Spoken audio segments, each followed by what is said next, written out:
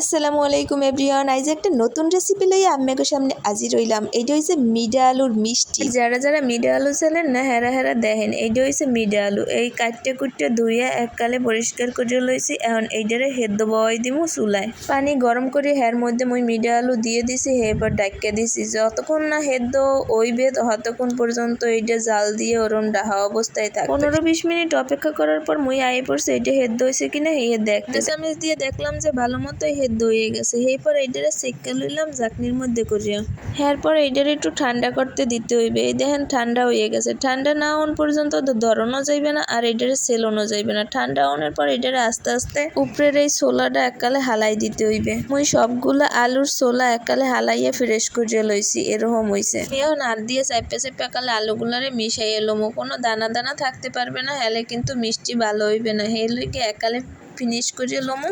এই কাজটা কিন্তু এককালে ধৈর্য সহকারে করতে হইবে, নাইলে কিন্তু হইবে না। এই আলুর মধ্যে একটু আঁশ দেখা যাইতে আছে, কিন্তু ওতে কোনো ব্যাপার না। মিষ্টি বানানোর পর এককালে ওই আঁশ কোনো মোহেই বাঁচবে না। তাই মোর এককালে ফিনিশ করা হয়ে গেছে। এখন অন্যান্য মশলা বা অন্যান্য উপকরণ দিয়ে লইতে হইবে। এককালে 1 কাপ পরিমাণ গুঁড়া দুধ দিয়ে লইছি। তাই সকল গুঁড়া দুধ একসাথে মিশাই নাই, অল্প অল্প করে মিশাইতে হইবে। আর এই গুঁড়া দুধটা কিন্তু মিষ্টির মধ্যে এককালে মেইন অফ দা পার্ট। হ্যাঁ, কিন্তু আস্তে আস্তে ডললে ডললে এককালে ভালো করে মিশাই লইতে হইবে, জানি এককালে হগল জায়গায় মেশে আর সুন্দর করে মিশিয়া যায়। মুইও কিন্তু এরকম করে মিশাই লইতে আছি। এই দেখছেন, একবার দিছি, এরপর আবার মিশাইছি, আবার দিছি, এখন আবার মিশাইতে আছি। এই কিন্তু শেষ নাই, এর মধ্যে আরো উপকরণ দিতে হইবে। তাই হগল উপকরণ কিন্তু এক লগে দেউন যাইবে না। গুঁড়া দুধ মিশাইনা তো শেষ হইছে। এখন আম্মাকে দেখামু এর মধ্যে কি দিমু। এই যে দেখতে পাইতেছেন, এই হইছে ময়দা। আপনারা তো সাদা দেখে মনে করবেন যে ইয়াও গুঁড়া দুধ, আসলে কিন্তু না। ময়দা লইয়া লইছি 1/2 কাপ পরিমাণ। তাই 1/2 কাপ পরিমাণ ময়দা একসাথেই দেই নেই, কারণ মুই বুঝতে পারতে আসি না যে এখানে 1/2 কাপ ময়দা সব লাগবে কিনা। অল্প অল্প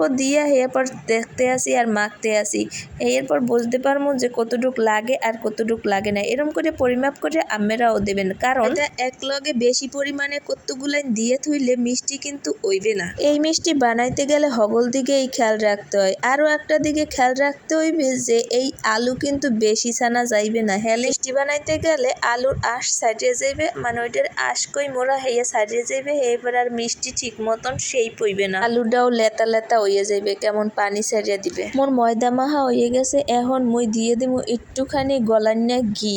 তাই হ্যাঁ, কিন্তু বেশি দেওয়ান লাগবে না, অল্প দিলেই হইয়া যাইবে। এটা কিন্তু মিষ্টিটার স্বাদ বাড়ায় আর মিষ্টিটার ঘেরানও বাড়ায়। ঘি দিয়া আলুর ডোটা মাহামাহি করার পর এককালে দেখতে পাইবেন যে হাতের থেকে এককালে ছাড়িয়ে গেছে। এরপর হালকা একটু তেল হাতের মধ্যে ব্রাশ করে এরকম একটু আলুর ডো নিয়ে এরপর মিষ্টির শেপ দেওয়ার চেষ্টা করবেন। আপনারা যে যেই শেপ দিতে চান সেই শেপের মিষ্টি বানাইয়া লইতে পারেন। তাই এখানেই মিষ্টি বানানো শেষ না, মিষ্টি বানানোর আরো প্রসেস বাকি আছে। এরকম করে হগল মিষ্টিগুলো বানানোর পর, মানে হগল মিষ্টিগুলার শেপ দেওয়ানোর পর পরের প্রসেসে যামু। কথা কইতে হগল মিষ্টির শেপ দেওয়া শেষ। এখন লন পরে কি করবো হেয়া আম্মাকে দেখাই। চুলার উপরে বয় দিছি একটা কড়াই, হেয়ার মধ্যে দিয়ে দিছি গপ গপ করে ডালিয়া কতগুলা তেল। এখন চাইয়ে দেখতে হইবে যে তেলগুলা কখন গরম হয়। তাই গরম হওয়া পরীক্ষা করার লাগে একটা করে মিষ্টি ছাড়িয়ে দিতে হইবে। যখন দেখবো যে হয় তেল গরম হয়েছে, সেই সময় মুই এককালে করবো কি হগল মিষ্টিগুলাই এক এক করে দিয়ে দিমু। তাই লগে লগে উল্টান পাল্টান যাইবে না, কিন্তু এককালে এক পিঠ হইবে, হেয়ার পর উল্টাইয়া আর এক পিঠ ভাজে লইতে হইবে। এরকম আস্তে ধীরে ভাজতে হইবে, আর ভাজতে হইবে কিন্তু এককালে লাল লাল বাদামি বাদামি কালার করিয়া।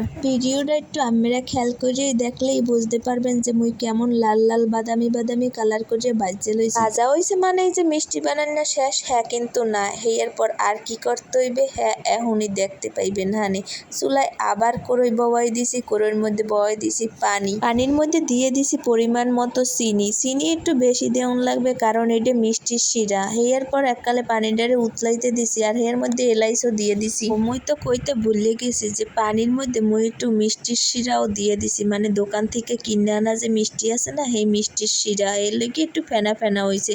যাই হোক, ফেনা ফেনা হইলে কোনো সমস্যা নাই। এরপর যখন পানিটা উতলাইবে, এর মধ্যে হগল মিষ্টিগুলো এককালে ডালিয়া দিমু। ডালিয়া দিয়ে এরপর এককালে ডাকনা দিয়ে ডাকিয়ে দিমু। করে 10 মিনিট রান্না করলেই হয়ে যাবে মিষ্টি তৈরি। মোর এই রেসিপি আপনাদের কেমন লাগলো হ্যাঁ কমেন্টে জানাই দিয়েন। আল্লাহ হাফেজ।